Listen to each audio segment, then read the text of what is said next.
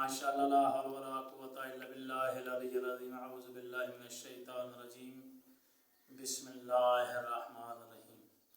السلام علیکم ناظرین، آج ہم جو وظیفہ لے کر حاضر ہوئے ہیں یہ بہت ہی پیارا اور مجرب وظیفہ ہے۔ ان کے لیے جن بچیوں کے رشتے نہیں ہو رہے اور وہ گھر میں بیٹھے بیٹھے اپنی عمر گزار رہی ہیں، ان کے لیے یہ وظیفہ ہے اور بہت ہی بہترین وظیفہ ہے۔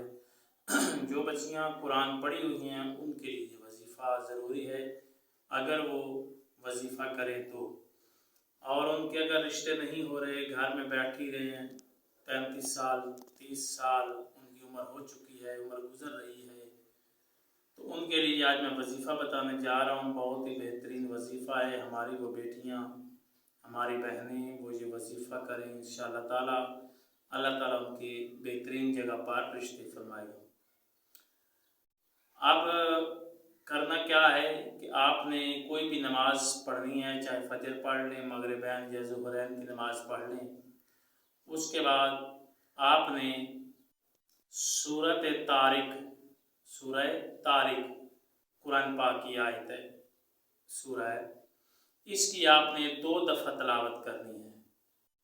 سورہ طارق کی آپ نے 2 دفعہ تلاوت کرنی ہے، 2 دفعہ پڑھ کے پھر آپ نے تھوڑی سی کوئی چیز لے کر چیونٹیوں کو ڈال دینی ہے، چاہے وہ آٹا ڈال دیں، چاہے وہ کوئی ان کا کھانے کی چیز ڈال دیں۔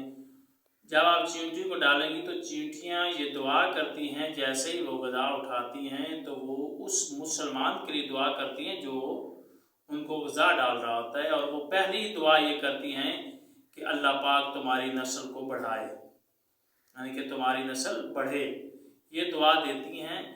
تو آپ نے یہ عمل کرنا ہے، یعنی کہ سورہ طارق کی تلاوت کرنی ہے 2 دفعہ، چاہے فجر کی نماز کے بعد کریں، چاہے ظہر کی نماز کے بعد کریں، چاہے عصر مغرب عشاء، کسی ایک نماز کے بعد آپ سورہ طارق کی تلاوت کریں۔ 2 دفعہ تلاوت کر کے اس کے بعد آپ چیونٹی کو غذا ڈالیں۔ انشاءاللہ زندگی رہی تو بفضل خدا 11 دن کے اندر آپ کے لیے بہترین رشتہ آئے گا اور آپ اپنے گھر والے ہو جاؤ گی۔ یعنی کہ یہ بہت ہی بہترین اور مجرب وظیفہ ہے، یہ ہماری بیٹیاں کریں، انشاءاللہ تعالی اللہ تعالیٰ کامیابی عطا فرمائے گا۔ اللہ آپ کا اور ہمارا حامی ناصر ہو۔ خدا حافظ۔